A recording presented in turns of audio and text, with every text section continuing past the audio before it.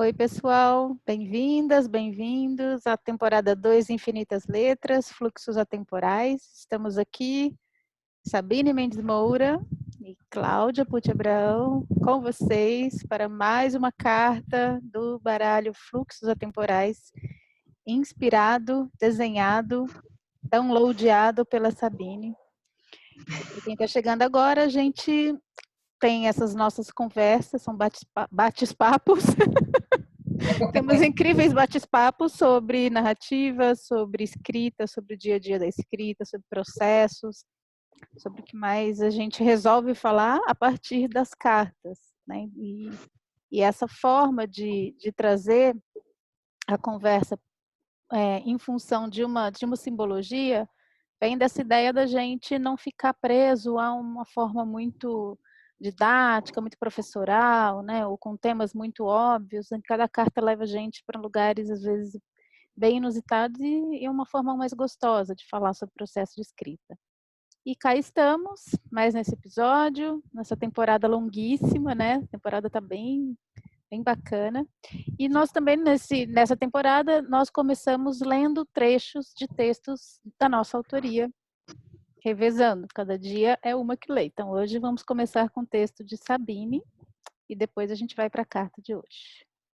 Sabine, toda de rosa, maravilhosa. Certo. É Pois com é, que eu acho que tem você. muito a ver com a carta também. E eu acho que esse trecho tem muito a ver com a carta. Então, eu trouxe um trecho de Incompletos para ler, que é um romance que eu publiquei de ficção científica. Já falei dele aqui antes. Estou escrevendo o 2 e o 3, que é uma trilogia. E aí eu trouxe um trechinho que eu acho que tem a ver com a carta. Então, eu vou ler e aí depois eu já apresento a carta. E estou doida para ouvir o que a Cláudia vai dizer, porque a gente andou trocando antes do programa. Enfim, vamos ver. Vamos lá. Não vou nem explicar muito, vou só ler.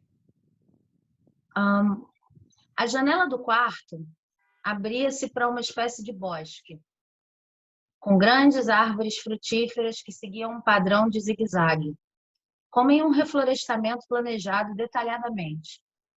Do lado de fora, o edifício parecia mesmo um casebre, cujo telhado era forrado de palha, uma construção que aparentava ser antiquíssima. A janela era baixa e Maria pulou para fora com facilidade, agachando-se junto à parede.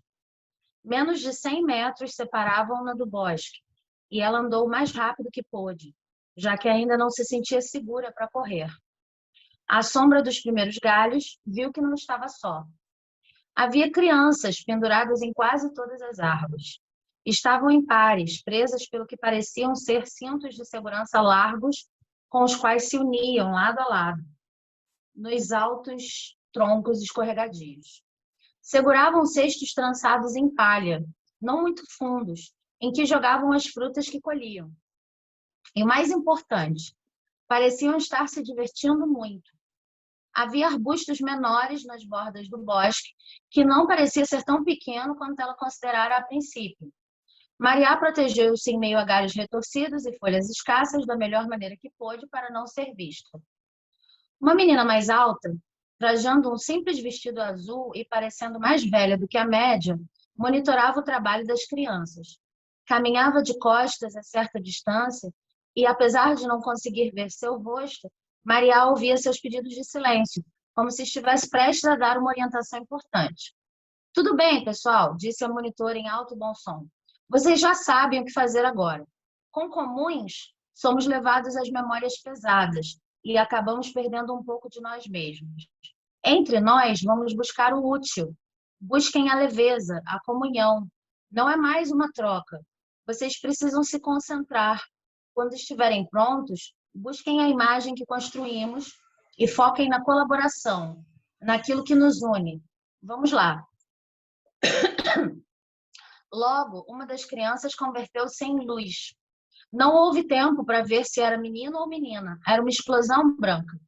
A luz converteu-se em uma espécie de passadiço, quase um escorregador longo, que abria caminho da árvore em que estava até o chão. Uma ponte translúcida. Somente o tempo acumulado, escondendo-se sem trégua, justificava que Maria se mantivesse agachada. De onde vem essa imagem? Sua vontade era ver de perto, gritar, tocar aquela ponte, aquela criança especial como ela. Com um salto quase acrobático, outra criança se jogou sobre e dentro da ponte formada pela primeira, mesclando-se a ela. Os dois conformaram uma passagem aparentemente mais forte, com uma cor mais encorpada, quase leitosa. Uma a uma, as crianças das árvores mais próximas à ponte verteram o conteúdo de seus cestos no passadiço. Por ele, frutas escorregavam até o chão sem que houvesse necessidade de fazer o esforço de descida, com todo aquele peso. Maria não compreendia e, ao mesmo tempo, algo dentro dela aceitava a possibilidade. Fazer algo útil com o dom? Como? Como seria possível? Não havia ninguém para servir de suporte, ninguém para fornecer lembranças, não havia aparentemente imagens de que se alimentar. Uma maneira não parasitária de usar o dom? Sim, porque se Maria ousasse usar a palavra, certamente se classificaria como uma parasita. Seria possível usar o dom para algo mais que autodefesa? Uma frase memória, escrita no breu de sua mente, voltou-lhe à tona por alguns segundos. Primeiro, é preciso admitir que estamos fugindo. Quem havia dito isso a ela? Quando? Só lhe restava a frase solta, sem contexto. Por que se lembrar daquilo naquele momento? O medo venceu a curiosidade, a precaução venceu a intuição. Ela precisava correr, nem sabia por quê, mas devia fugir. A precaução era a chave de sua sobrevivência desde quando podia se lembrar. Duas outras fontes humanas surgiram ao longe, mais para dentro do bosque, à medida que outras duplas terminavam seu trabalho. A voz da monitora seguia parabenizando e encorajando aqueles que se transformavam. Maria esgueirou-se pelos arbustos próximos, margeando a área do bosque em que as crianças trabalhavam, e em pouco tempo conseguiu erguer-se um pouco e avançar lateralmente em direção a um ruído de água corrente, possivelmente um riacho. Tudo em seu ser pedia-lhe que ficasse, que aprendesse mais sobre o que estavam fazendo ali, mas o instinto de sobrevivência falava mais alto. Teria que se contentar com saber que um dia talvez pudesse descobrir como tornar seu dom tão útil quanto o daquelas crianças. Provavelmente teria que fazer isso sozinha. Não podia confiar em ninguém.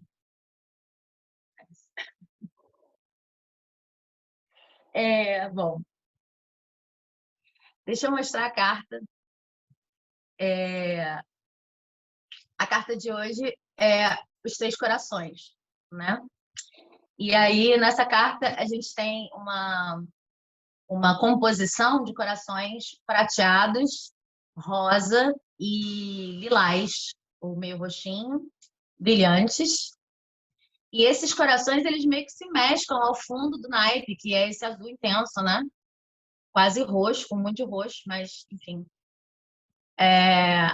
E aí, nesse fundo aqui, além disso, bom, essa composição de corações, ela está rodeada por uma espécie de nuvem, uma espécie de traçado meio disforme, e a gente vê carinhas nesse traçado, carinhas bem diferentes, com expressões diferentes. Uma carinha tem um testão e parece mais séria, outra carinha parece mais suave, sorridente, às vezes é só uma boca perdida num canto, um olho perdido no outro, mas são carinhas que estão rodeando essa composição de corações, né? E aí a frase diz: os três corações é o título, um se destaca, um compõe e o outro se mescla. Quando um e quando o outro, como a gente tinha dito no programa passado. Então, essa carta fala sobre colaboração, por isso que eu quis trazer esse texto, que explica um pouco no contexto da história de Incompletos, uma forma diferente de ser mutante, né? Porque é uma história sobre mutantes, né? E a Maria ali resistindo a usar o dom dela, a mutação dela de uma forma diferente e fugindo. Mas como é que fala de colaboração? Quando a gente olha para essa carta e para o coração prateado, mesmo de longe, assim, o coração prateado se destaca muito, muito. É o primeiro que a gente vê. Então, a frase diz: um se destaca. E aí tem um coração, que é o rosado, né? O pink, é pink, na verdade, que ele não se destaca tanto, mas ele compõe, porque Ele funciona nessa paleta aqui que o fundo provê, né? O coração mais roxinho, lilás, enfim, nunca sei muita diferença, ele some mais. Então, ele representa o que a frase diz, o outro se mescla. Porque ele desaparece um pouco mais desse fundo e, às vezes, quando está longe, ele realmente desaparece. Você só vê o prateado e o pink. E esses três corações, com essas pessoas ao redor meio desconstruídas, essas caras, nariz e bocas, estão falando sobre três atitudes. Estão pedindo que a gente não julgue essas três atitudes. Que um ser humano, que uma pessoa, criando alguma coisa, estando no mundo, se posicionando no mundo, pode ter diante de uma atividade, né? Não necessariamente precisa ser uma atividade de grupo. Pode estar falando de uma colaboração de você para você mesmo, como as suas diferentes partes internas colaboram entre si. Mas, basicamente, o coração que se destaca, o prateado, é aquela atitude de tá, aqui eu vou aparecer, aqui eu vou ser um pouco mais yang, aqui eu vou me colocar, aqui eu vou dizer que vim, aqui eu vou assumir a liderança, aqui eu vou me destacar de alguma maneira. Aqui a minha função nesse momento não é propor alguma coisa nova, é ser o elemento dissonante. Isso vai ser bom. Uma coisa. O coração rosa, que é aquele que compõe, eu estou vendo aqui na carta para dizer direitinho, a composição é aquela que vê o que está acontecendo no lugar e age de acordo com o que falta, né? Então, não é mais aquela atitude de vou trazer uma coisa completamente nova, mas assim, poxa, aqui não tem cestos. E precisa de cestos, eu tô com a cena ainda na cabeça. E eu tenho cestos, então eu sou a pessoa que vai trazer os cestos. Olha que legal. Então, esse seria o pink, é aquele que compõe. E o coração lilás é aquele que se mescla. Então, ele é uma atitude de estar ali, observando, participando com a sua energia e sendo o que quer que as pessoas estejam sendo ali. Essa carta convida a gente a pensar que existe espaço para cada pessoa ser as três coisas em momentos diferentes, situações diferentes, dependendo do que a situação esteja pedindo. E convida a gente a exercitar a flexibilidade nesse sentido, porque é comum, quando ela surge num jogo, que uma pessoa esteja se apegando ao tipo de posicionamento que ela prefere. É comum que a gente pense, não, eu quero me destacar, isso é mais fácil para mim. Ou não, eu sou a pessoa que sempre quer desaparecer. Ou eu quero sempre desaparecer nesse tipo de situação. A gente tem alguns pré-conceitos, né, em relação a como se comportar em determinadas situações e, às vezes, até um tipo, né, de coração desses, um tipo de posicionamento desses pode ser o nosso preferido. Mas, independentemente da sua preferência, a carta nos convida a olhar para a situação de forma mais ampla, de uma visão de passarinho, uma coisa mais com maior perspectiva, e entender, olha, de acordo com a pessoa que eu sou, com que eu posso colaborar e tal, e pelo que eu estou vendo aqui, de repente essa é uma situação de se mesclar, essa é uma situação de se destacar, ou essa é uma situação de compor. E ir fazendo essa análise, e observando isso, e se colocando de acordo. E também convida a não julgar, porque se eu estou tendo essa flexibilidade, então um posicionamento não é melhor do que o outro. Eu sinto que nesse mundo, e talvez no mundo criativo, o destaque sempre pareça melhor, mas o destaque não necessariamente é melhor, né? E uma pessoa que se destaca muito num lugar pode compor em outro e se mesclar em outro. E tudo isso pode fazer parte de um mesmo projeto, pode ser momentos no mesmo projeto. Agora, isso acontece dentro da gente também, a carta também fala disso. De repente, dentro de você, você está dando muito destaque a um sentimento, o sentimento está se destacando demais, é o único que se destaca, enquanto você poderia buscar uma certa complementação com outros sentimentos, ou com outros pensamentos, com outras, enfim, seja lá o que você tem dentro de você, ou então uma certa composição, né? Peraí, como é que tudo fica equilibrado aqui dentro para eu poder ser funcional, né? Então a carta fala sobre colaboração, por isso que eu quis trazer essa cena. Agora, Cláudia, por favor, desembucha, porque eu quero muito saber. Você só me deixou com curiosidade. A gente fica tendo as conversas fora do programa, ela me deixa curiosa. E eu fico assim, esperando a hora chegar. Eu acho que você está com com o microfone mudo. Então muda desde a sua leitura, para não entrar o som aqui.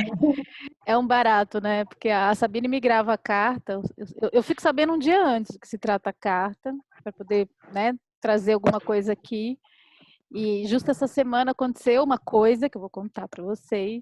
E eu tinha 2 áudios para ouvir, o áudio de uma amiga e o áudio da Sabine explicando a carta. E eu vi esses 2 áudios na sequência. E foi muito interessante, porque parecia que o áudio da Sabine era tipo a legenda do que tinha acabado de acontecer na vida, assim. Então, e acontece isso, tá, gente, na gravação desse programa, assim, é muito sincrônico o que vai acontecendo de acordo com a carta, e eu nem sabia do que se tratava a carta, né, eu só fui ouvir depois, então não é que eu fiquei induzindo, né, aquela história do Matrix, eu quebrei o vaso porque eu sabia que eu ia quebrar o vaso, né? Eu não sabia o que era a carta. Mas eu queria trazer primeiro é muito legal essa visão que você traz dessas 3 visões, tanto em relação às pessoas quanto em relação a gente mesmo, né? Eu quero começar falando em relação às pessoas, em relação ao mundo externo, depois eu quero ir para o interno. E falar como eu experimento, né, cada uma dessas. Eu já conto, tá? Só a ideia do áudio, a história do áudio, mas eu queria falar como essa Ela experiência. está fazendo um suspense, gente. Tô fazendo MacGuffin aqui, né? Até o final do programa, vou deixar para o fim. Fiquem aí, legal. Vou contar a história do áudio. Não, mas então, primeiro falando como eu sinto isso, né? O coraçãozinho prateado, que é o que destaca, é realmente isso, é algo que eu estou em primeiro plano, né? Tem muito a ver, me lembra muito a carta do Sol da temporada anterior, que é quando você se destaca do todo, você destaca qual é a sua autoria, né? O que você tem a acrescentar, o que você tem a dizer. E uma coisa que eu sempre digo, né, nas consultorias e cursos, especialmente para pessoas que falam, mas tanta gente já escreveu, tanta gente já colocou coisas no mundo, né? Quem sou eu? Qualquer coisa que começa com quem sou eu que é uma grande falácia, né? Porque se a gente não fosse alguém, a gente não estaria aqui. E a sua visão de mundo, a nossa visão de mundo, ela é única. Mesmo quando a gente está recriando uma história que já existe, que todo mundo já conhece, né? Por exemplo, um mito, né? Estou atualizando um mito. Ainda assim, tem gente que vai conhecer esse mito através da sua versão, através da minha versão, né? Porque tem uma conexão com a sua particular forma de contar, com a sua particular maneira de organizar as histórias. Então, é legal, ao mesmo tempo isso tira aquele lugar, assim, né? Algumas pessoas são especiais, você fala assim, nossa, então todo mundo é especial, todo mundo tem um ponto de vista especial? Sim. Então ninguém é especial? Sim. Né? Mas cada um é único e dentro desse único é importante você trazer o seu ponto de vista, né? Aí depois entra a questão da composição, mas esse ponto de vista que se destaca, ele é importante, né? Como num quebra-cabeça, cada peça tem a sua particularidade ali, né? Não é uma coisa tudo igual, senão não seria um quebra-cabeça, né? Então tem um destaque, tem uma idiosincrasia, tem uma particularidade e isso é intransferível. Só você pode ver o mundo daquela forma e pode ser que por você ver o mundo daquela forma e comunicar a sua visão de mundo, algumas pessoas só se conectem com aquilo porque foi através da sua visão de mundo.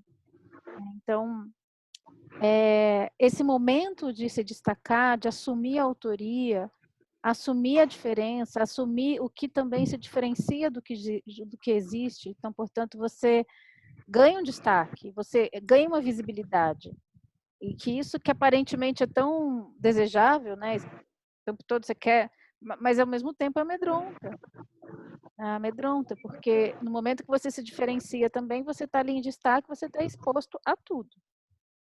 Né? Exposto, exposta. Então, esse momento da diferenciação, esse momento de aparecer, se destacar do que está, ao mesmo tempo, para mim, né? Eu vou falar por mim, assim, às vezes é assustador e às vezes é maravilhoso e às vezes tudo isso junto, né? Mas quando a gente foca no que isso pode gerar, né? Eu, por exemplo, mesmo aqui falando, né? Se eu fico pensando o que vai acontecer com a minha imagem, o que vai acontecer comigo, o que vão pensar de mim, eu travo completamente. Assim, eu inclusive saio do fluxo do que eu estou falando e fico em outro fluxo, né? Que é esse fluxo da autoimagem.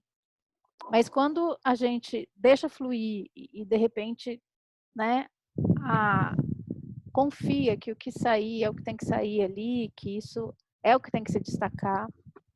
É muito legal o que acontece, né? E é muito prazeroso também você sentir esse destaque no sentido assim, essa é a minha contribuição ao mundo naquele momento que, como uma onda, né?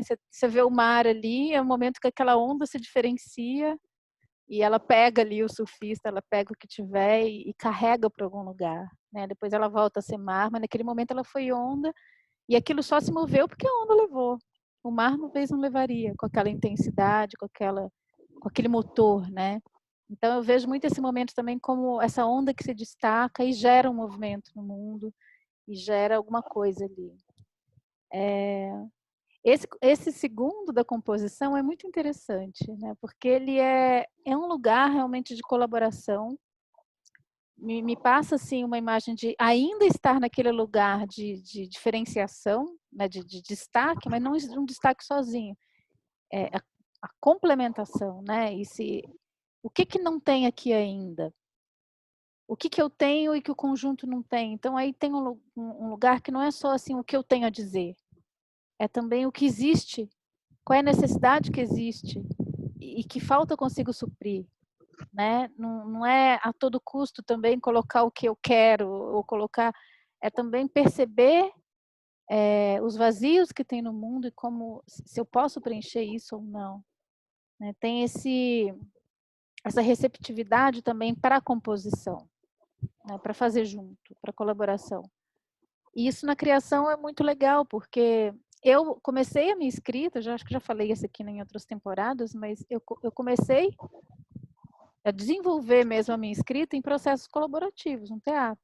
A minha casa da escrita foi o teatro, foi acompanhando atrizes, atores, a gente levava um tema para a sala de ensaio, eles improvisavam, às vezes partia de quem escreve, às vezes partia de quem dirigia, às vezes partia deles mesmos, e aquilo era um material em movimento constante. E era bem assim, cada um tinha uma autoria ali dentro do campo que estava ocupando, da função que ocupava ali, né? Mas, ao mesmo tempo, existia ali uma colaboração. Quando não existia uma colaboração, também era evidente, né? Então, é interessante pensar... Interessante não, é horrível, mas enfim...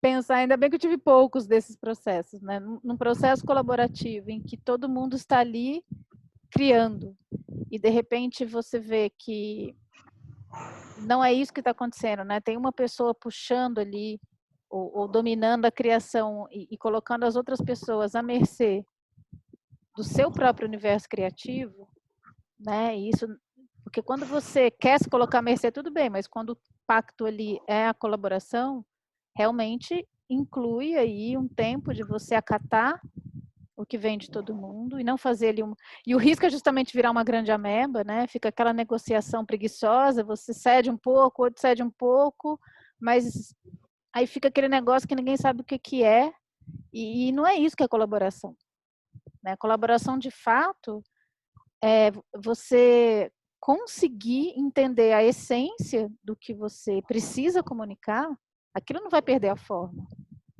né? Não vai perder a essência, mas a forma pode se moldar um pouco a forma do outro, até que aquilo tenha uma linguagem comum, né? E isso não é fácil, não é nada fácil, né? Mas o que é interessante desse tipo de criação, quando ela de fato acontece, é que o resultado ele já é uma soma de outros olhares, outras frestas, né? E a tendência é que aquilo seja muito completo também, ou muito mais diverso pela própria forma como aquilo se estabelece na criação.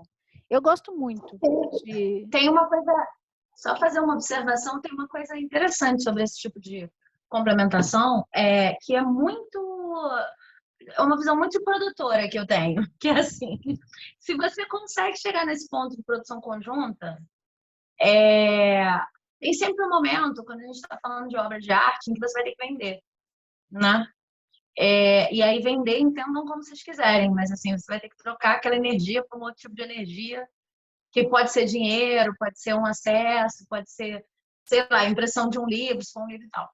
E aí, esse momento costuma ser sofrido para quem estava ali criando, né? Porque são duas coisas que costumam ser vividas de forma bem diferente, né? Tem um planejamento envolvido e tal.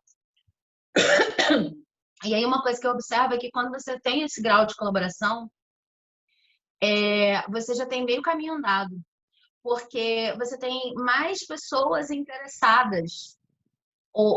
E o interesse, assim, eu falo interesse, mas falo assim, eu me esforcei tanto e aí agora é claro que eu vou querer comprar, ou claro que eu vou querer botar no mundo, ou claro que eu vou querer... Não é bem assim, é tipo, a gente realmente se interessa, eu acho que é uma coisa meio humana, por uma coisa em que você botou esforço. Aí tem isso que você está falando, de os processos de colaboração serem muito diferentes. Às vezes a gente está chamando de colaboração, mas os esforços, as dedicações e as intenções eram muito diferentes, embora você estivesse sempre ali. Mas quando você chega nesse espaço em que todo mundo sente que tem um pouquinho ali, e aquele produto final é um produto final que tem a cara de sei lá, de 3 pessoas, 4 pessoas, 5 pessoas, já não é uma pessoa que depois você vai contratar produtor para fazer aquilo, ou uma das pessoas do grupo que vai. Não, porque aí você já parte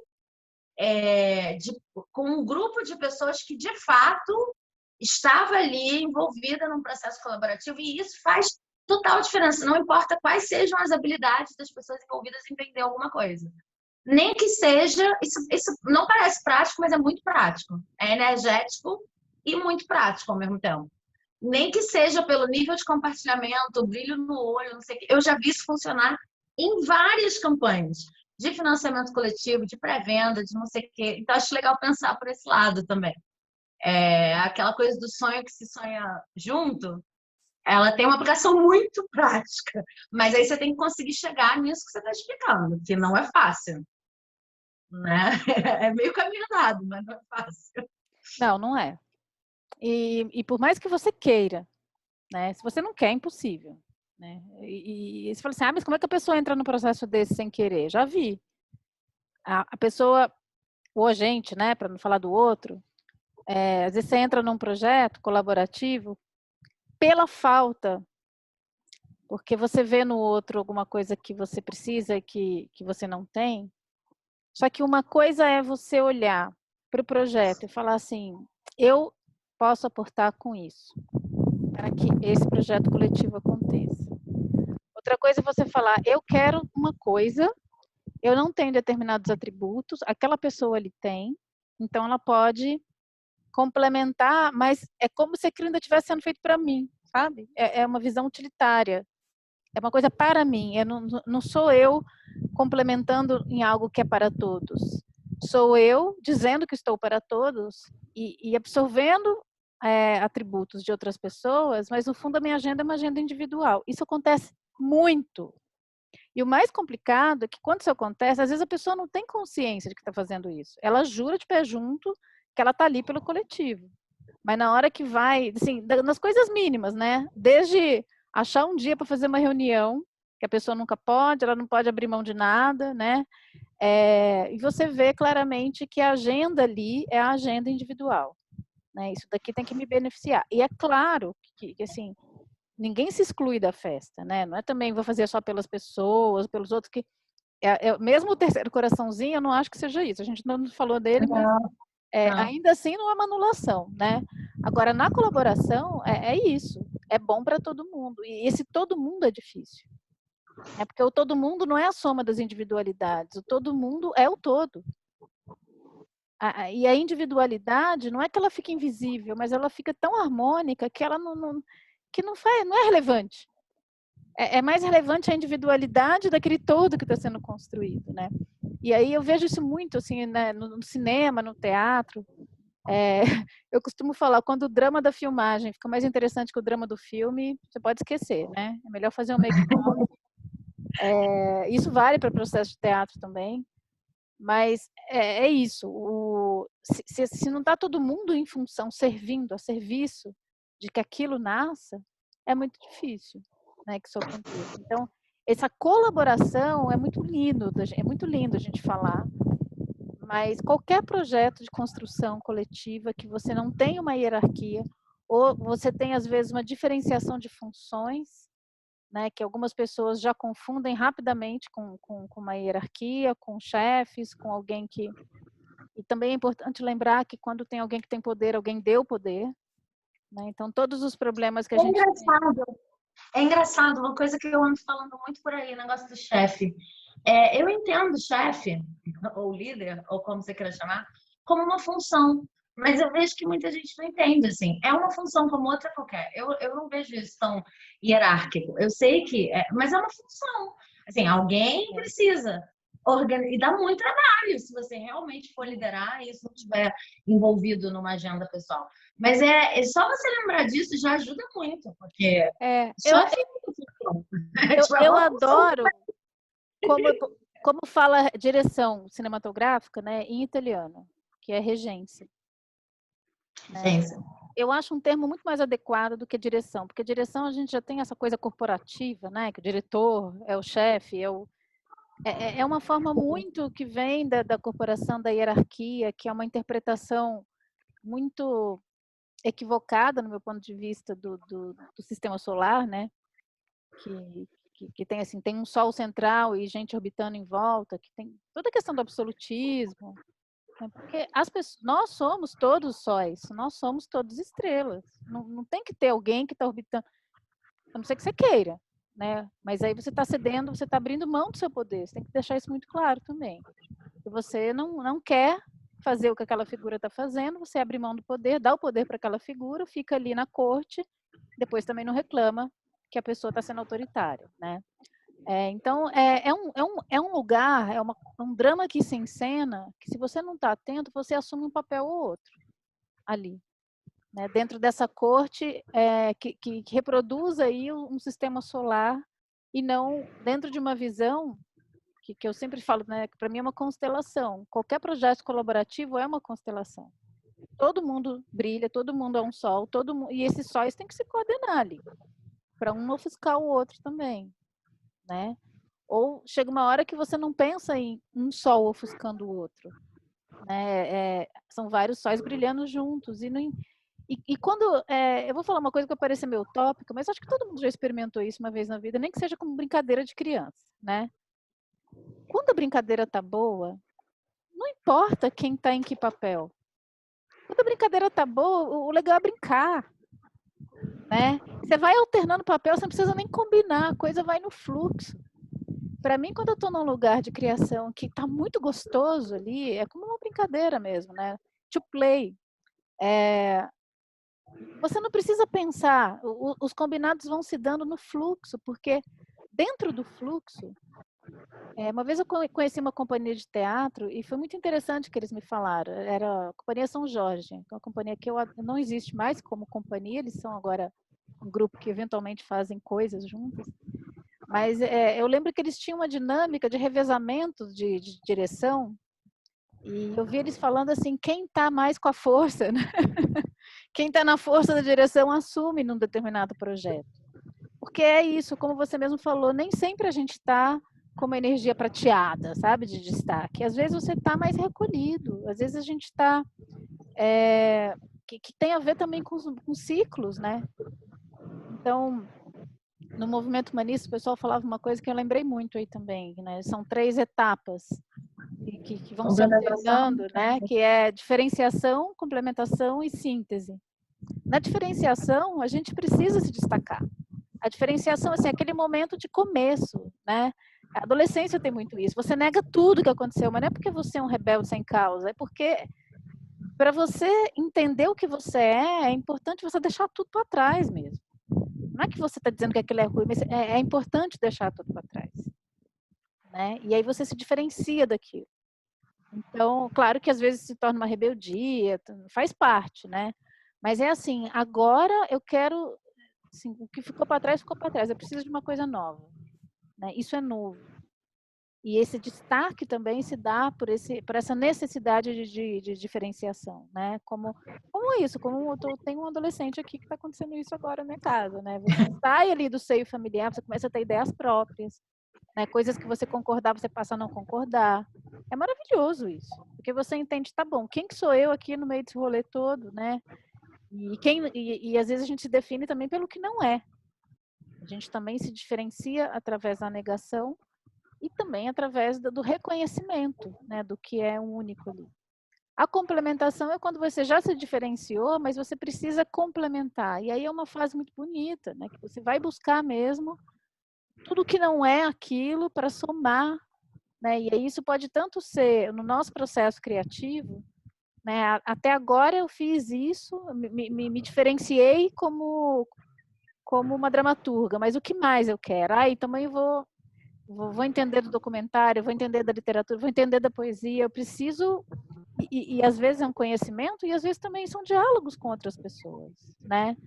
É muito gostoso quando você está num conjunto ali de novo, né, de criação realmente colaborativa, e chega uma pessoa que é super especialista e faz muito bem um negócio que você não sabe, e você aprende ali, né? É como cada um absorve um pouco ali do conhecimento do outro no fazer, né? Meio nesse jogo também, nessa brincadeira e nessa orgia, né? De saberes, assim, é muito legal isso.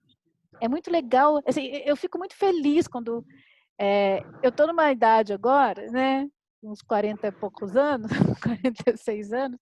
Outro dia eu estava pensando nisso, falei, nossa, é uma idade tão preciosa, porque tanto eu quanto a maioria, né, dos meus amigos que são da minha geração, a gente já caminhou bastante, a gente já pesquisou bastante, a gente já se diferenciou, complementou, diferenciou. Então, é uma fase que é muito rica você trocar com os amigos, porque as pessoas, quem realmente, né, tem apreço pelo conhecimento, ou reflete sobre a vida, pessoas têm coisas muito preciosas para compartilhar com você, não é um conhecimento raso. Né? Então, às vezes, num bate-papo com um amigo, a gente é quase como fazer um curso, sabe? Porque não é um papo raso. E é muito legal isso, essa complementação que vem. Às vezes, você não está nem criando uma obra, necessariamente. Não precisa ter um produto também. É uma conversa. Né? Às vezes, um bate-papo, você fala assim, nossa, que incrível, né? E essa complementação também vai se dando por essas... Às vezes, se põe uma pura vontade de trocar. Né? Assim que isso E a precise resultar. síntese, que seria assim, a síntese que é o coração que a gente não falou ainda. A gente não O falou, né? coraçãozinho. Eu tô doida pra ouvir. Vamos falar disso. Aí eu vou contar minha história do áudio daqui a pouquinho, porque tem a ver com esse. É esse momento, né? Que eu acho que a síntese ela tem a ver com isso também de você juntar tudo aquilo que você diferenciou e complementou, meio que porque a síntese não é um resumo, né? Não é fazer um juntão de tudo. A síntese é entender o espírito da coisa. É como uma digestão, né? Quando a gente digere, a gente fica com o que é essencial. Então, acho que tem a ver com esses momentos da vida que a gente não quer tanto estar na linha de frente, a gente está mais recolhido. Mas também não tá Sim, atrás, né? A gente tá, a gente está. sabe? É uma coisa que tá, porque também eu não sinto também como se fosse, eu tô na linha de frente, eu não tô a serviço de, mas eu também não tô atrás, não tô a serviço de, não tô recolhida, não tô na linha de frente. Eu tô, Eu tô, eu tô. mas estou também no recolhimento, né? Eu tô, é um pouco assim, eu estou fazendo alguma coisa com tudo isso que eu já vivi, né? Eu vejo como uma fase mais introspectiva também, ou pode ser mais introspectiva, de estar processando tudo aquilo, porque mesmo o que a gente faz, a gente se alimenta do que a gente faz, né? Eu estou no momento que eu estou precisando urgentemente parar, assim, eu estou num pique, até, né? Boletos, mas hoje eu estava assim, gente, eu preciso digerir o que eu mesma produzi, sabe? Parece que eu preciso de um silêncio. E esse silêncio é muito prazeroso, né? E é um silêncio que a gente não se dá muito esse direito, não. Eu não sei se sou eu, porque eu sou uma pessoa que também tem muita dificuldade de se dar esse silêncio, mas na carta especificamente eu vejo esse coraçãozinho que como é que fala? Ai, cadê o coração? Que se mescla, né? eu vejo se mesclar como uma coisa que aproveita ao mesmo tempo que está se aproveitando, sabe? Tem uma, como você fala, de recolhimento, mas ele não deixa de estar no mundo. Ele está introvertido. E aí, nessa composição de carta, tem uma leitura de... Olha, essas pessoas que estão em síntese, ou que estão introvertidas, ou que estão processando tudo isso, em grupos, elas oferecem uma energia importante, sabe? Como se fosse um pouco... Tá, a gente tem aqui as pessoas que... Naquele exemplo que eu estava dando do texto, do sexto, tem as pessoas aqui que estão dizendo a gente precisa fazer um piquenique e tal, e aí tem as pessoas, né, brilhando prata, e tem as pessoas que estão trazendo os cestos e as frutas, complementando, e aí tem um senhorzinho ali sentado ali no fundo. E porque a carta um pouco que fala que todo mundo tem um papel, é um pouco uma discussão do que a gente entende por não ação. Ela um pouco discute essa síntese como não ação, mas não só no sentido que a gente está, né, processando tudo isso dentro, mas também a importância que tem uma pessoa em síntese em espaços coletivos, sabe? A importância que tem, quase como testemunho de que é possível parar, de que é possível ter esse silêncio e o efeito desse silêncio em colaborações, quando você está com outros, seja um projeto ou não. Como é bacana. E eu não sei se você tem essa experiência, mas assim, eu já tive várias. De estar todo mundo ansioso e nervoso, e numa casa, numa família, num projeto, em qualquer lugar. E aí tem essa figura. Tem essa figura aqui, eu não sei se ela está em síntese, mas é isso que me transmite, assim. Não precisa ser um ancião, mas é o que a gente entende por ancião, né, como personagem. Mas é Mas pode muito ser uma pessoa... engraçado, porque você... Tive uma aluna que era assim, a aluna, ela não só sintetizava tudo que eu dizia na aula, que estava deixando todos os alunos muito preocupados com análise do discurso, semântica e tal, ela fazia uns gráficos, assim, sintetizava mesmo, e oferecia para a turma. Como ela passava a aula toda assim. E aí ela tinha esse papel de meio que provar, dar um testemunho para os outros de que era possível sobreviver aquilo. Era possível viver aquilo com qualidade. De uma outra maneira, desde um outro lugar. Claro que a gente não fica assim o tempo todo, mas é quase como se essas pessoas fossem esse ponto de apoio de saúde mental, sabe? Olha, eu vejo isso. E uma escuta de qualidade, né? Uma escuta verdadeira também. Eu vejo isso, por exemplo, é uma coisa que eu percebo aí como diferenciação de papéis, né? Quando eu estou escrevendo, eu sou autora. Ou eu estou ali no prateadinho, ou eu estou no rosa. Mas quando eu estou fazendo consultoria, eu estou no violeta ali, no lilás. Né? Quantas vezes eu estou atendendo as pessoas e é muito gostoso, assim, porque às vezes eu fico muito quieta, a pessoa vai falando, eu vou ouvindo, vai falando, eu vou ouvindo. Eu não tenho papel de protagonismo, mas também não é um vazio, é uma escuta ativa. E o fato de você estar ali servindo de colchão é um papel muito feminino, do feminino arquetípico, né? Não da mulher, do feminino, que é essa recepção, você recebe aquilo, né? Você recebe, a pessoa tem um suporte para existir, você está suportando aquela existência, suportando aquela criação, suportando as ideias que vêm e pode oferecer uma síntese, né, que é o que eu faço sempre, assim, o feedback como uma síntese, mas o fato de você simplesmente estar ouvindo, você pode não falar nada, né, mas se você está ali ouvindo, a pessoa sabe que você está ali ouvindo, é muito importante, né, algo acontece ali. Você fala, poxa, mas sabe aquela coisa engraçada? Às vezes você não fala nada, alguém está conversando com você, você não fala nada, aí a pessoa termina a conversa assim, nossa, foi tão bom conversar com você. Aí você não conversou, você não tem o registro de ter conversado, você só ouviu. Né? Mas esse só ouvir, oferecer um silêncio, sem ter que dar um ponto de vista, às vezes é muito mais precioso, né? Para para que aquilo que tenha que nascer, nasça. Às vezes, o seu papel nesse momento é esse, né? E é importante conseguir... Você viu o vídeo da Paulina Chiziane? Ela ganhou o prêmio Camões esse ano. Eu Não sou vi. apaixonada por ela. Eu não sei exatamente que prêmio que foi. Se foi por um livro específico, foi uma coisa de homenagem em conjunto da obra. Eu não conheço exatamente o prêmio. Mas ela ganhou o prêmio Camões. Foi uma coisa muito, muito, muito importante, né? Representativa e tal. E aí tem um vídeo dela. Depois eu te mando. Eu não sei se eu te mandei. Mas eu mando de Eu novo. vi! Claro que eu Você vi! viu? Gente, Maravilhoso! um Maravilhoso! aqui vai ficar ouvindo, porque Vamos pôr na a descrição, a mulher gente vai pôr na descrição do vídeo, tá? É legal pôr. é maravilhoso, assim. E eu acho que esse vídeo que a gente está gravando agora, ele vai ao ar assim pouco antes do Natal. E eu acho que essa vibe, assim, é super boa para ter no Natal, do vídeo dela, da Xiziane.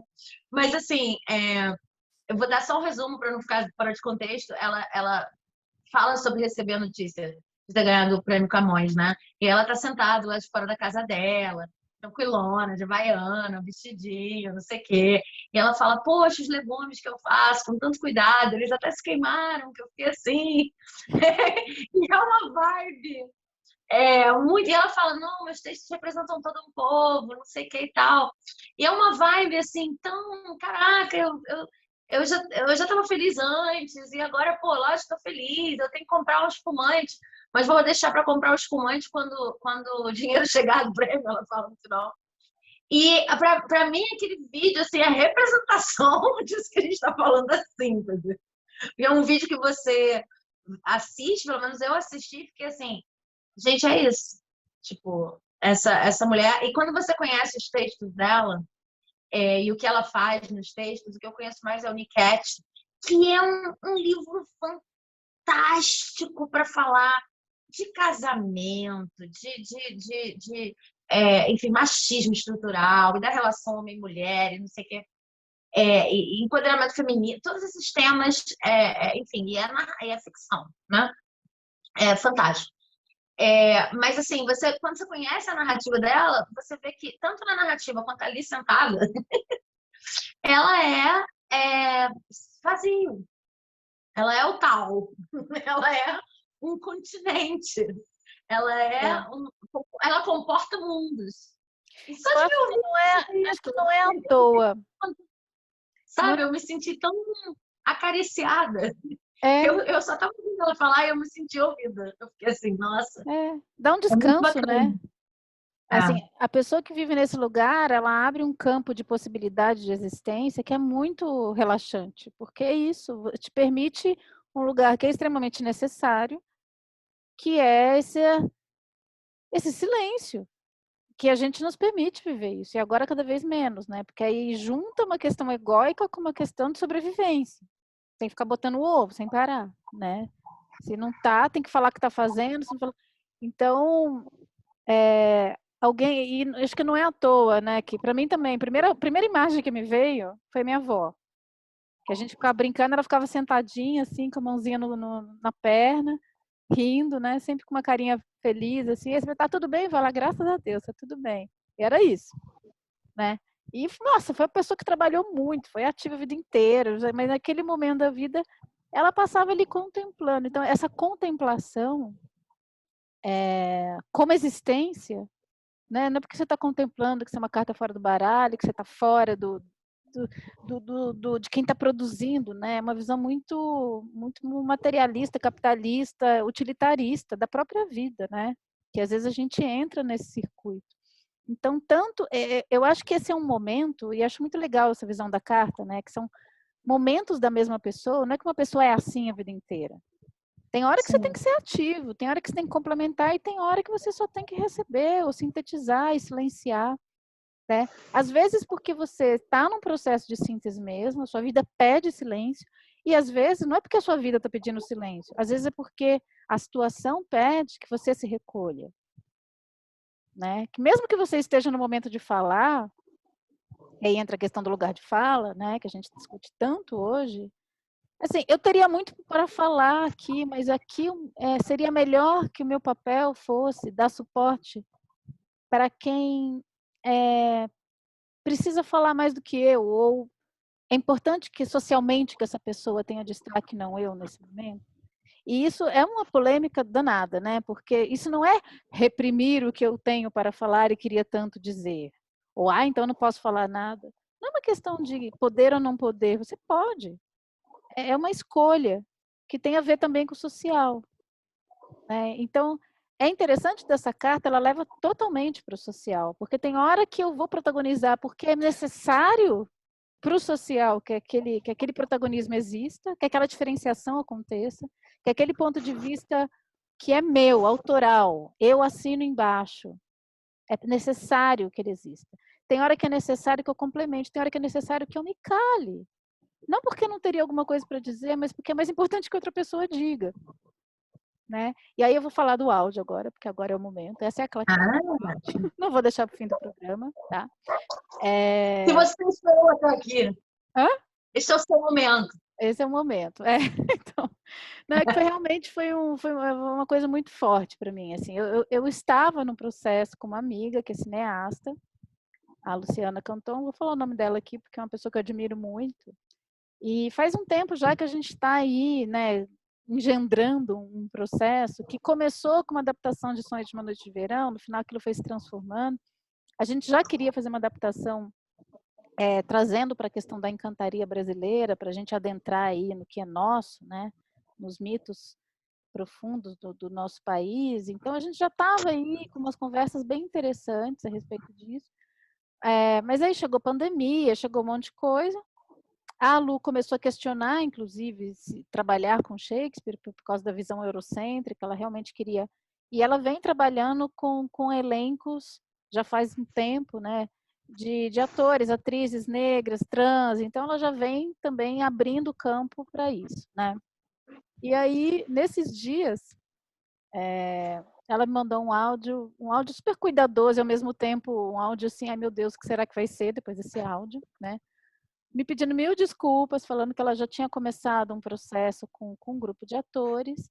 Um dos atores é também dramaturgo e no fim das contas, ali no fluxo do trabalho, ele começou a trazer cena e acabou entrando nesse papel. E ela falou, olha, tem muito mais a ver com o que eu estou buscando, porque é um ator trans, e, enfim. E é muito mais coerente com o lugar de fala que eu queria. Então, eu te peço muito desculpa se a nossa amizade acabar por causa disso, não tem o que fazer. Ela foi até as últimas consequências, né, do que poderia acontecer. E foi muito engraçado, porque eu escutando, eu entrei muito nesse lugar do Lilás, sabe? Eu falei assim, claro, né? Por que não abrir espaço? Eu não tinha nenhum contrato assinado com ela. Ficou tão evidente que foi uma coisa que aconteceu no fluxo do projeto que eu nem poderia acompanhar, porque o meu ano, né, esse meu ano tá uma confusão. Então, é claro que o meu ego chiou, é claro que o meu ego fez conta, é claro que o meu ego fez cálculo, né? Mas naquele momento era um momento de, e eu teria o que dizer, eu tenho o que dizer, né? Eu estou pesquisando isso, eu teria o que aportar. Eu poderia ocupar tanto lugar para teatro quanto lugar rosa, que era onde eu estaria ocupando ali, compondo com ela, mas a situação ficou evidente que o meu lugar ali era o Lilás, dentro daquele contexto, daquele grupo, né? E foi uma coisa tão, ainda bem, né? Porque poderia meu ego ter falado mais alto e eu não estou falando aqui que eu sou linda e maravilhosa, porque não é sempre que isso acontece comigo. Eu fiquei até muito feliz de ter conseguido sentir isso naquele momento, né? Porque era um projeto que eu queria muito fazer. Mas ao mesmo tempo eu falei assim, cara, não vou fazer isso a qualquer custo, sabe? Esse fluxo desse projeto caminhou para aquilo. E aí eu falei, olha, tá bom, fica tranquila, né? Nossa amizade jamais vai acabar por causa disso. Te agradeço a consideração, mas eu quero dialogar. Se você quiser me convidar para trocar uma ideia, para dialogar, né, e dar esse suporte, assistir, ela me chamou para assistir, estar nesse lugar de quem silencia e escuta, né, e talvez traga uma síntese. E aí, na sequência, eu vi o teu áudio falando, e eu tinha acabado de experimentar esse lugar de Lilás, e eu falava, meu Deus, é um lugar realmente importante e difícil de a gente habitar. Porque, e aí, o mesmo preconceito que a gente tem com esse lugar é o preconceito que a gente tem com o feminino.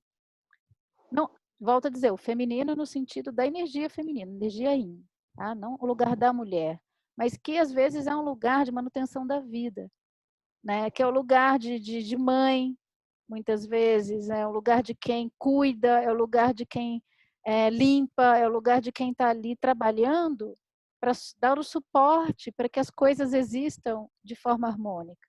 E é um trabalho muitas vezes invisível, né? E muito necessário. E, sinceramente, se não fosse o preconceito, cada vez mais eu estou vendo o quanto é prazeroso estar nesse lugar também. Porque enquanto você está ali dando suporte amoroso, você está também descansando de ter que fazer. É um fazer diferente, né? Não é um fazer da diferenciação, porque se diferenciar também consome energia, né? Dar o suporte também, mas é diferente.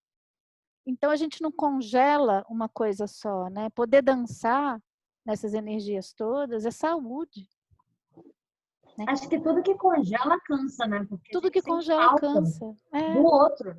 A gente sente falta Exatamente. de ficar demais e um pão de chão atendendo os outros, você fica, putz, mas eu também queria brilhar um pouquinho. E se ficar brilhando demais, as pessoas. O problema é que brilhar tem uma idealização. E tem todo um gostoso que ninguém sente o tempo todo, mesmo que esteja brilhando, e que a gente idealiza, e que está em todos os comerciais.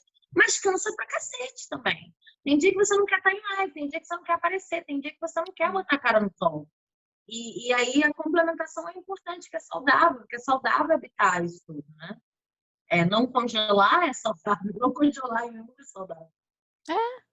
E não sei, às vezes eu falo assim, ai gente, tô falando isso de novo, sabe? Parece que eu tô me repetindo, às vezes eu tô mesmo, né? Aqui eu já devo ter repetido um monte de vezes, um monte de coisa. Ou mesmo na forma de escrever, né? Você fala, ai meu Deus, eu não aguento mais escrever desse jeito, não aguento mais escrever as mesmas coisas. Mas por quê? Você precisa se recolher um pouco. Não adianta querer se diferenciar o tempo todo, né? Sempre que a gente tem alguma coisa para dizer, ou alguma coisa boa para dizer. Mas você está falando por falar. Tem uma história que eu adoro, assim. É muito engraçado. O Djair, meu marido, ele é ator e dá aula de teatro também, professor de teatro. Aí, uma época, ele estava dando aula para umas crianças bem pequenininhas. Aí eles estavam lá para poder aquecer, né? E começou. Era um projeto desesperador, assim. Não vou nem contar a história inteira, mas eles eram jogados nas escolas com um bando de criança, tipo, faz aí, né? E aí aquele monte de criança chegava, e aí uma hora eles no desespero falaram assim, ai, vamos fazer um jogo, né? Todo mundo aqui fala animal com a letra A, era mais para puxar o foco, né? Aí levantava a mão, abelha, aí o menino levantou a mão e falou assim, pinga.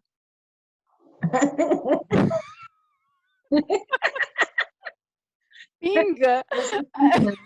Pinga no animal, pinga no com a letra A, mas ele queria falar. Ele queria se destacar, ele queria diferenciação ali, né? Queria ser visto, lógico.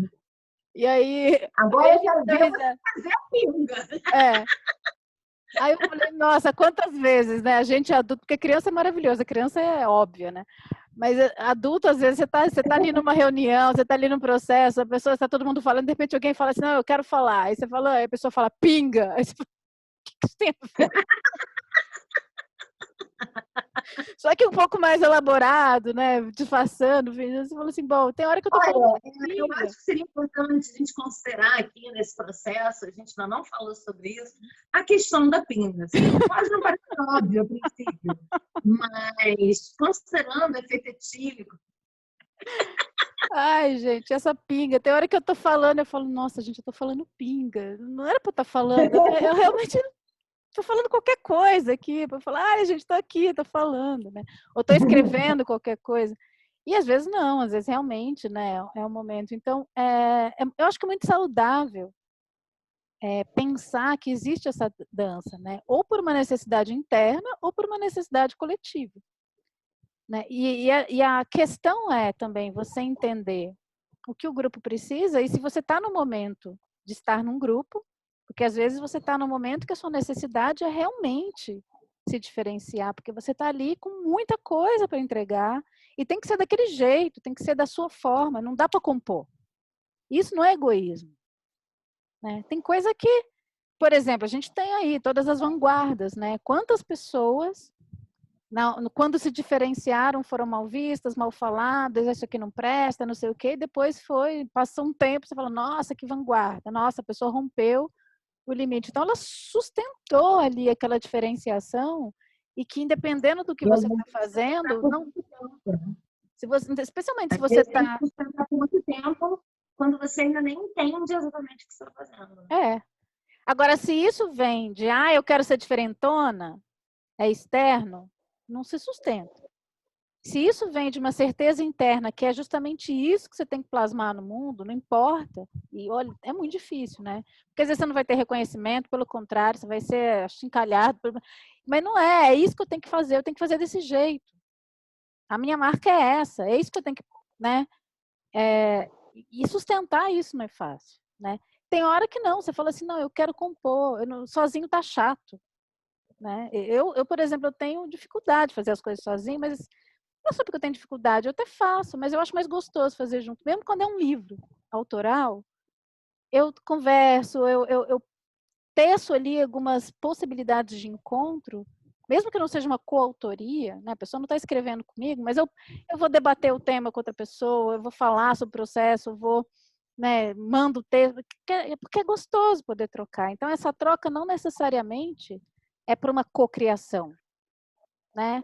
Pode ser cada um criando. Foi o que eu falei para a Lu, né? Essa história aí que eu acabei de contar. Eu falei assim, olha, eu continuo minha pesquisa com os encantados, porque isso eu estou fazendo para o meu livro. Vou adorar trocar com vocês. Eu não preciso estar no processo criativo para poder trocar. Eu não preciso estar ocupando essa cadeira, né? Eu continuo querendo trocar. Mas, e por que não, né? E tem essa dança toda, eu vejo também muito dentro do próprio texto, né? É um pouco do que eu te falei antes, quando eu estava gravando o tal áudio da carta, que a gente sempre fala aqui. Porque eu vejo muito assim como às vezes um texto trava e a gente mesmo trava, sabe que não está difícil avançar ali, porque falta complementação, porque falta uma síntese, porque falta um momento de descanso, de respiro. E eu vejo isso muito em narrador, por exemplo, porque o narrador é uma coisa difícil de trabalhar se você pensar que ele tem que estar sempre ali brilhando, né? Se você pensar que ele tem que estar sempre ali ditando a regra, o ritmo das coisas. Mas em alguns momentos o narrador aparece tão colado ao personagem que fica difícil identificar o que é narrador e o que é personagem, e isso é um recurso muito útil para dar colabora muito com o fluir da leitura, né? É muito amigável para o leitor, para quem vai ler. Então, eu acho legal trabalhar assim. Em outros momentos, ele meio que some completamente. Você nem. É óbvio, existe um narrador, né? Tem textos que isso é composto de várias outras maneiras.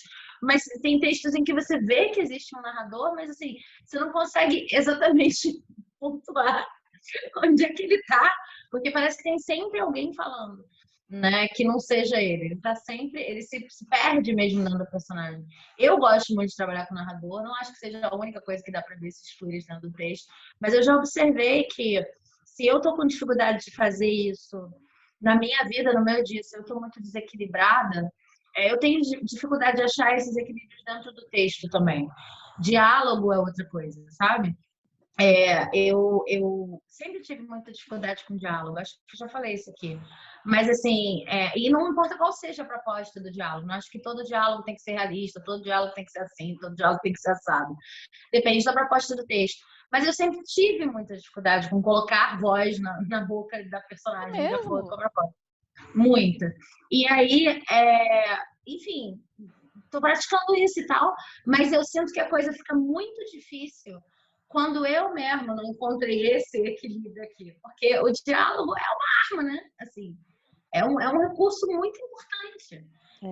Ali você dá, em alguns momentos, o diálogo precisa brilhar com toda a informação que você precisa. Em outros momentos, ele vai ser a coisa que vai, né, suavizar, humanizar, enfim. Mas eu ansiosamente, às vezes, quero fazer tudo acontecer dentro do diálogo, assim, ou dentro de uma única fala. Eu faço muito isso, querer compactar as coisas num texto, né? Então, aquela fala tem que dar conta de explicar que já se passaram 20 anos, a mãe era do outro, não sei o que lá, e ao mesmo tempo dizer que essa personagem tá carente e que, sabe, tudo ali, os 3 corações ali, e que agora chegamos ao momento que e eu tenho uma frase, eu fico colocando esse limite.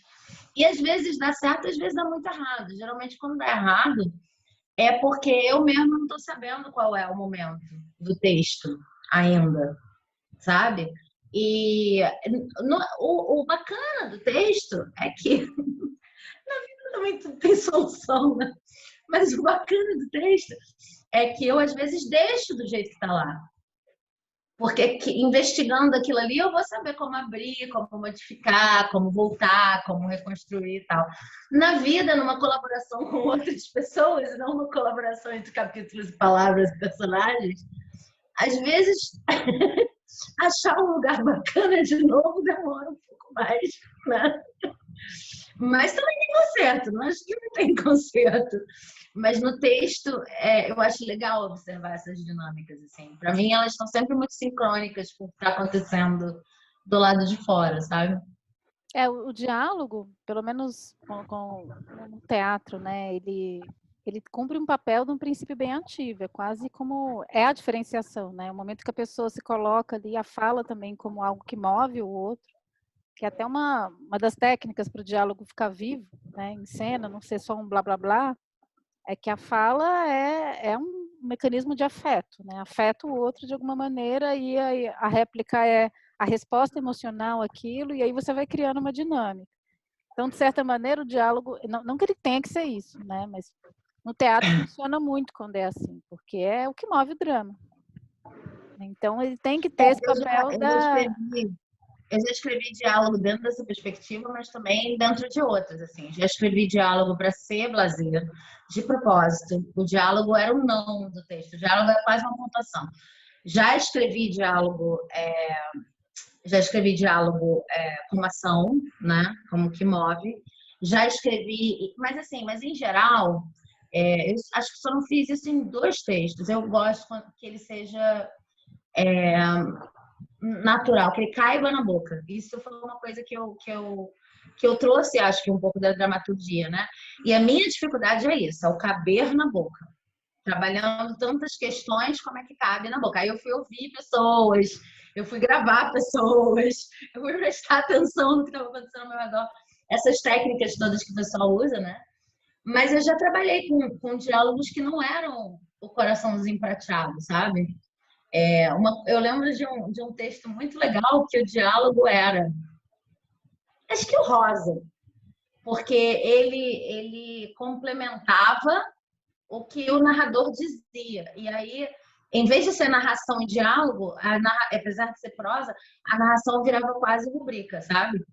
Então ele complementava, tipo, o que eu poderia ter feito em 3 linhas virava diálogo.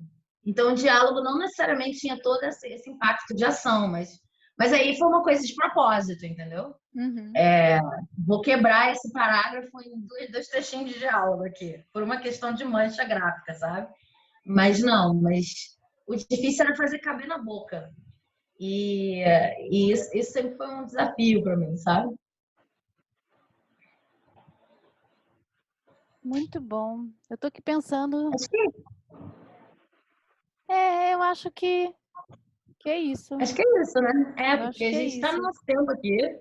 Fomos sintéticas. Não, mas assim, a gente falou a peça. Eu gosto muito dessa carta. Agora eu vou te dizer para você que a próxima carta é uma carta que eu sou completamente apaixonada. Que é essa Lembrei aqui, de uma ó. coisa. Ai, você já mostrou. Fala. Não, o que me Escondi a lembrou carta. também, quando você, que eu tinha esquecido de falar, quando você mostrou a carta com aqueles rostos, né? Me Ah, lembrou também a coisa das 3 faces da deusa tripla, é. né? Que tem a coisa da crescente, da cheia, da minguante, da nova. Então, essa ideia, né, de que existem fases, e acho que não necessariamente só quem é mulher, óbvio, que a gente sente isso, mas esse respeito a esses movimentos, né? Então me veio também essa E é engraçado, foi curioso para mim associar esse tempo de escuta, esse coração, à velhice, né? Ao tempo também da sabedoria, em que você não tem tanta necessidade de se destacar justamente, né? E você pode se dar ao deleite de contemplar, mas sem esse pensamento da aposentadoria, né? Então agora não vou fazer nada.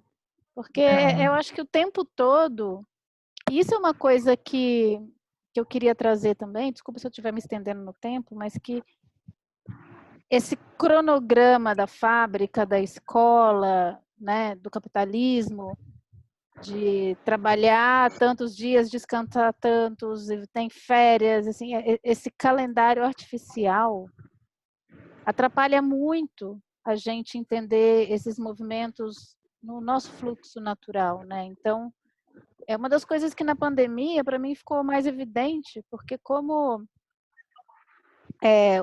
os dias eram todos muito parecidos, né? Todo mundo trabalhando em casa, ficou muito claro para mim um momento de ser ativo, um momento de recolher, um momento de compor, um momento que eu queria conversar, um momento que eu queria... Isso no dia, isso também na semana, isso também no mês. Então, esses ciclos, entender como funcionam esses ciclos, individualmente, depois no coletivo, né? O momento que eu quero estar junto, o momento que eu não quero estar junto, né? E aprender a respeitar isso, para poder também respeitar no outro, quando a pessoa está compondo, não está compondo, ela quer um silêncio. Isso é uma coisa muito nova. É muito... demanda uma percepção de si, uma aceitação, e uma aceitação, inclusive, que você vai passar por todos esses estágios e que isso é bom e que isso é saudável. Isso não é um problema. Então, eu lembrei disso também, que essa carta, ela traz essa possibilidade, né? E, por exemplo, agora eu vou terminar essa gravação, eu vou descansar, porque eu estou numa correria danada, uma entrega de livro, passei o fim de semana todo... E eu estou assim, gente, eu preciso fazer nada, né? Eu preciso ficar no lilás quase transparente. Mas não numas de fim de semana, assim, realmente sintetizar toda a experiência. Né? Era isso. Deixa eu mostrar nossa próxima carta, então, porque eu sou apaixonada por ela. E que é muito bom descansar com ela. Olha que fofinho, tem duas corujas. Tem duas corujas com olhos brilhantes. E essa carta se chama Irmãos Noturnos. A frase diz: no escuro, as corujas se reconhecem pelos olhos. Oh. E essa carta que termina o naipe, né, do além. Terminando essa carta, depois do próximo programa, a gente vai para o último naipe.